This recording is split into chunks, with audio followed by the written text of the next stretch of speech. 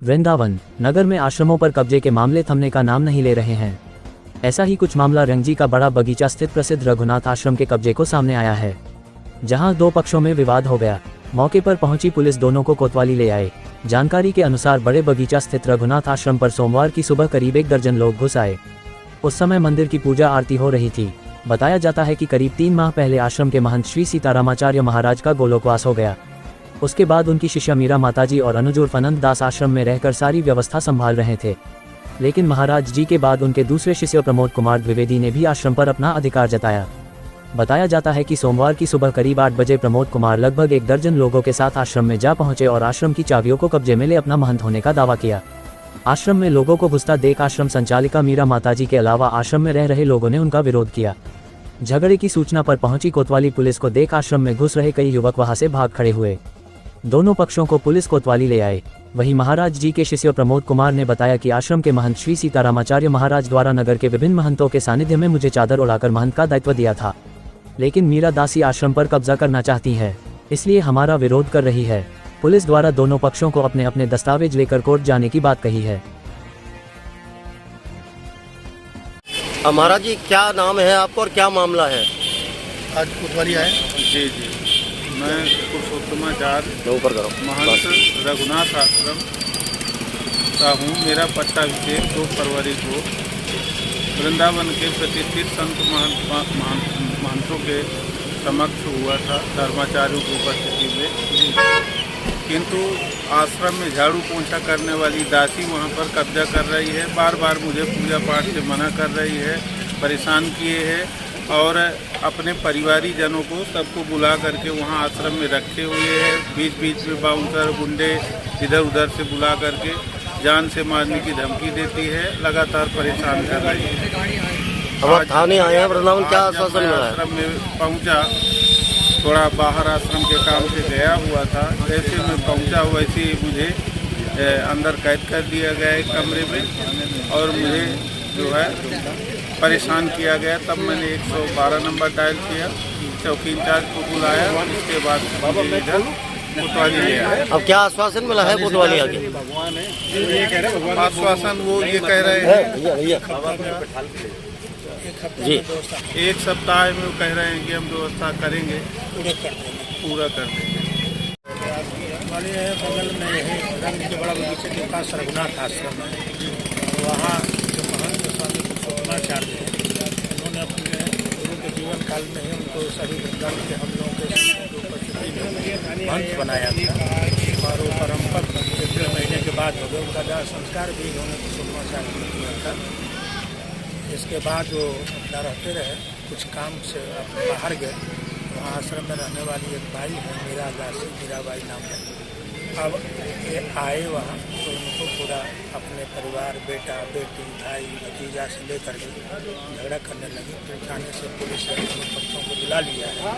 बुला करके हम लोग वृंदावन से कोतवाली आए। हम लोगों ने सुझाव सलाह दिया कि ऐसा महात्माओं को ऐसा नहीं करने के साथ में आपने यहाँ थाने में लाया। उन्होंने छोड़ दिया, लेकिन उन्होंने आश्वासन दिया कि हम लोगों को समझा बुझा देंगे। यदि ऐसा नहीं होता है तो 145 में प्रूफ करके दोनों पक्षों को निकाल के बाहर निकालेंगे। माता जी, क्या नाम है आपका? मैं पहले जय श्रीमन नारायण बोलूँगी। जय श्रीमन नारायण।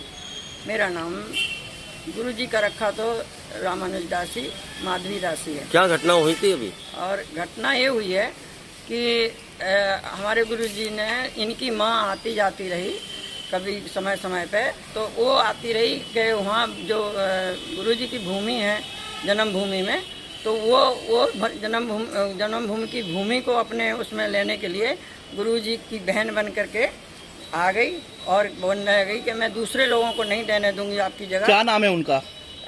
और लेडीज का जी, कमला नाम है उसका। आज क्या घटना हुई थी? आज तो हम लोग आरती में थे, आरती में खड़े थे और इनने 4-5 लड़के पहले से अपने आश्रम में किराएदार जैसे हम देते हैं, यात्रियों को दे देते हैं, तो यात्री बन कर आ करके 4-5 दिन से 3-4 लड़के एक लेडी रह रहे थे आश्रम में। तो इन ये कहाँ रहे थे हमें नहीं पता। तो ये जब वो उनको फ़ोन कर दिया कि तुम बाहर निकलो तो हम भीतर घुसेंगे। हमारे यहाँ एक चौकीदार रहता है, तो चौकीदार में तो धक्का मारा और ये वो बाहर निकले और ये अंदर घुस गए। हम आरती में सब खड़े थे।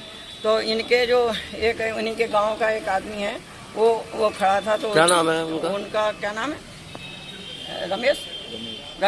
रमेश नाम है। वो जो इनके रिलेशन में कोई लगते हैं, तो उनको भी धक्का मारा, उनका फ़ोन खींच लिया, उनको खूब मारा, पीठ पे गले वले लूच लिया, सब कर लिया। जब मैंने हल्ला गुल्ला सुना तो मैं अंदर से किसी काम से गई थी, तो मैं बाहर निकली तो मेरा फ़ोन छुड़ाने लगी। वो एक लेडीज है, वो फ़ोन छुड़ाने लगी, मेरे में धक्का मारा और मैंने कहा भाई ये तुम कोई डकैत हो क्या हो जो मेरा फ़ोन छीन रहा है? फ़ोन तुम्हारा है, तुम क्यों मेरे से फ़ोन छीन रहे? और तुम होते कौन हो मेरे से आश्रम में फ़ोन छीनने वाले? तो फिर मैं इधर को चली आई। तो फिर ये लोग हल्ला गुल्ला, और ये जो बड़े खटला वाले हैं रामेश्वर आचार्य, अपने विद्यार्थियों को 10-12 विद्यार्थियों को और बाउंसर वगैरह जो काले काले कपड़े पहनते हैं 10-12 उनको लेकर और अपने विद्यार्थियों को लेकर के आश्रम में घुस गए। और सारी आश्रम के चाबी लगी रहती हैं रूमों में सफाई के लिए, तो सारी रूमों की चाबी खींच ली। मेरी चाबी रखी थी स्टूल पे, मैं आरती में खड़ी थी, तो मेरी चाबी रख ली इन लोगों ने और गाली गलौज करने लग गए। तुम जो हम मेहनत हैं, हम यहाँ बैठेंगे, तुम कौन होते हो, तुम सब बाहर निकल जाओ। और ये सब करके हमारे गुरुजी ने जो संपत्ति का जो रख रखाव किया था 2007 में, उनने ट्रस्ट बना दिया था। और उसमें ट्रस्ट में सभी ट्रस्टी हैं और हमारे गुरुजी अध्यक्ष थे, मैं उपाध्यक्ष हूँ 2007 से। और उनने कहा था कि यदि हम महंत नहीं बना पाए कोई तो ट्रस्ट आश्रम को चलाएगा। मेरा इतने वर्षों से, आज मैं सन 78 से आश्रम में हूँ और 78 से मैं वहाँ की सेवा सब देख रही हूँ, भीतर बाहर सभी वृंदावन में सभी मेरे को जानते हैं, मीरा के नाम से जानते हैं। वहाँ की मैं मुख्य कार्यकर्ता के रूप में जानते हैं, सब जानते हैं। वहाँ के मालिक लक्ष्मी नारायण भगवान हैं, हम लोग सब सेवक हैं, देख रेख करने वाले हैं। कोई गद्दी है, कोई बैठाया नहीं किसी को। और ये भविष्य के घर में है कि जो दृष्टि चाहेंगे तो व्रत हो, वैष्णव हो, विप्र हो, विद्वान हो, भगवान को मानने वाला आदमी हो। मेरी पैर में पकड़ता हूँ। ये लोग क्यों कब्जा करना चाह रहे हैं? ये कब्जा गुरुजी ने, ये जो रामेश्वर आचार्य जी हैं, इनने ज़बरदस्ती कोई स्वामी से ऐसा कोई कागज कोई मैटर ले लिया, क्या किया, तो ये सब मेहनतन को इकट्ठा करके और इस व्यक्ति को ज़बरदस्ती गद्दी में बैठा के चदरा उड़ा करके फ़ोटो खींच लिए। स्वामी ने दूसरे तीसरे दिन सब ट्रस्टियों को बुला के इसको निरस्त कर दिया कि जो ज़बरदस्ती जो कार्य किया गया है वो हमें स्वीकार नहीं है और ये व्यक्ति हमने इसको कभी स्वीकार नहीं किया, ये धोखेदार है, इसने धोखे से हमारी ज़मीन का भी वो करा लिया है। इसने क्या किया, स्वामी ने थोड़ा सा कुछ लिख के दिया कि तुम वहाँ बोली कि मैं वहाँ की ज़मीन बेच करके और सारा पैसा आश्रम को दे दूँगी।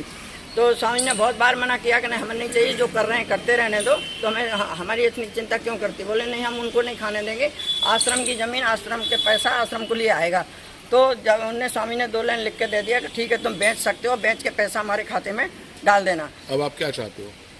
हम तो वो तो भाई दूसरे मैटर है, लेकिन हम तो ज़्यादा हमारा ट्रस्ट बना हुआ है और ट्रस्ट के अंतर्गत हम आश्रम की देखभाल कर रहे हैं। हम समय पा करके ट्रस्ट हमारा जो गद्दी पे बैठने लायक योग्य आदमी होगा, ये तो गृहस्थ है, बाल बच्चेदार हैं, सब कुछ है, नौकरी है इनकी, सरकारी नौकरी कर रहे हैं, बच्चा है, बीवी है, माई है, माँ है, सब पूरा गृहस्थी है। हमें विरक्त आश्रम को विरक्त आदमी चाहिए, जो हम विरक्त बैठाएंगे और समय पा के बैठाएंगे। हमारे ट्रस्टियों को सब ज्ञात है, सब बातें हैं, हम वहाँ की देखभाल कर रहे हैं। मैं वहाँ के अध्यक्ष हूँ इस समय। और स्वामी जी को जो दाह संस्कार किया था, अंतिम संस्कार किया था, वो इनको अधिकार दिए थे स्वामी जी, अनंत दास हमारा अंतिम संस्कार करेगा। ठीक है।